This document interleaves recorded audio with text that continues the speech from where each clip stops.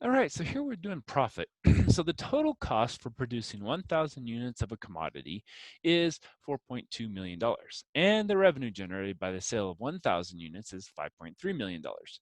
What is the profit on 1,000 units of commodity? Well, what is profit? Okay, so let's write that down. So remember, profit is basically going to be your revenue then minus our cost.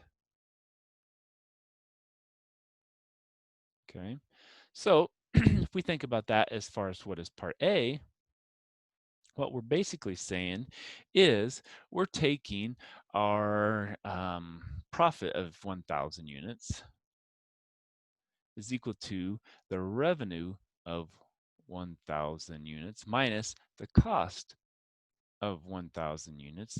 Well, revenue of 1,000 units, they say, is 5.3 million. So 5.3 minus a cost, which is 4.2.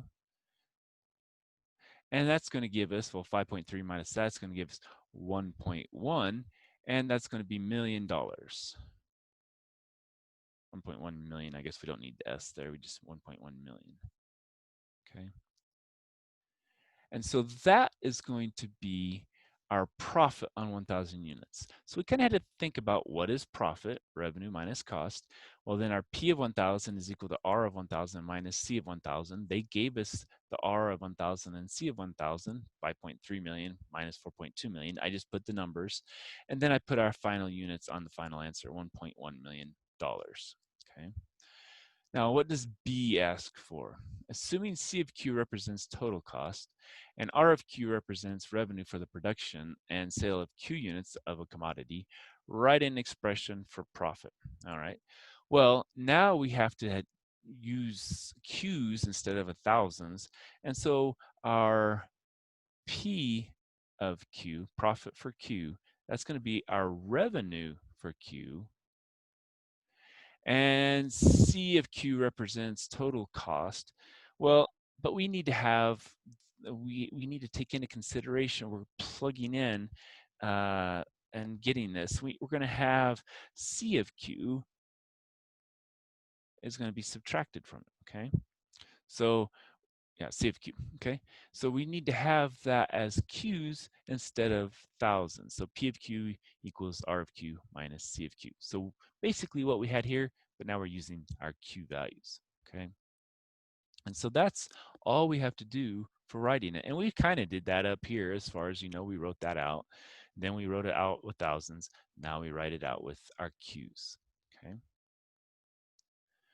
What about revenue? So revenue, a company receives $2.9 million for each ship it sells, and it can build the ships for $0.2 million. What is the company's revenue from building and selling a ship? Well, what we have to think about is, what is it going to be? Well, we're going to receive $2.9 million for each ship, and we can build it for $0.2 million. So if we take the total we sell it for minus what we build it for, that is going to be how much revenue we're getting. So 2.9 minus the 0.2 is going to give us $2.7 million for building and selling a ship. Okay. Now, let's assume C of X represents the average cost. Now remember, when we talked earlier, it's really going to be, that's going to be our average cost, C bar of X. So, they in our book, they state one thing and it's saying C of X average cost. Well, really, they should have put that C bar of X over it. And P of X represents the average profit. So again, we said that that's going to be P bar of X, okay? And when X ships are built and sold. So we want to write an expression for the revenue from the building and selling of X ships. All right, so how are we going to do that? Well, revenue, R of X, is equal to, now remember, we're doing average cost. So we're going to have to figure out what that is. So that's going to be our C bar of X, our cost. But we have to take that times the number of ships we're actually doing if this is the average cost. And then we have to add in here how much our profit is. And so our average profit is P of X times our number of ships. And so that would be our revenue, okay?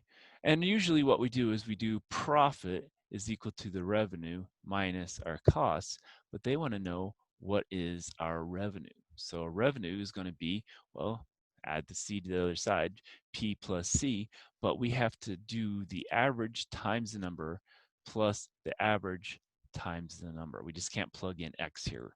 Okay, we're going to plug in X, but we're also finding that's because that's the average cost. So we have to consider that is a different value than what C of X is and what P of X is. Okay, and so this is going to be, if we put our units in here, that's going to be millions of dollars or million dollars. Okay, that's going to be how much the revenue is going to be for selling X ships.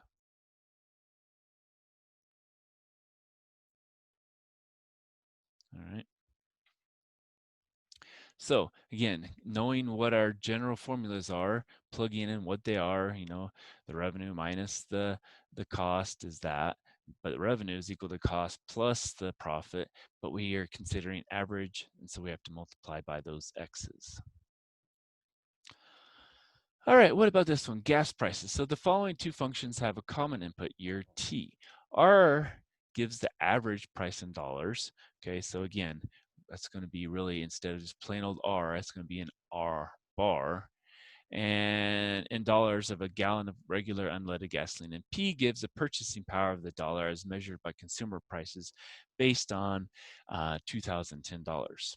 Okay, so we're trying to convert what the average one is into the 2010 price. Okay, so it says using function notation, show how to combine the two functions to create a new function given the price of gasoline and constant $2010. All right, so well, we have R of T. That's our bar of T because that's our average price at time T. And what is that unit? So let's go ahead and write that unit. That's in dollars per gallon, basically. And if we convert and multiply by the purchasing power, which is P of T, and what is this unit? Well, that's going to be in $2010.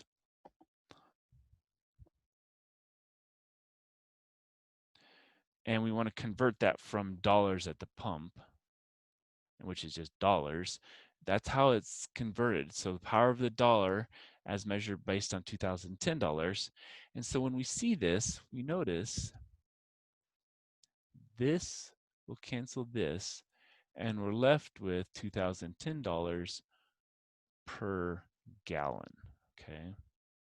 So that equals, now if we write this in function notation, what we could say is that's R bar times P of T, and this is going to be in $2010 per gallon. Okay. Now, what are the output units of the new function? Well, they're in $2010 per gallon. So we already have that because we wanted to make sure we were following through. So it's $2010 per gallon. And again, that was done so we could make sure we followed through on getting the right units in the first part. And so then our second part was given to us already. All right, so let's stop there and come back in a second.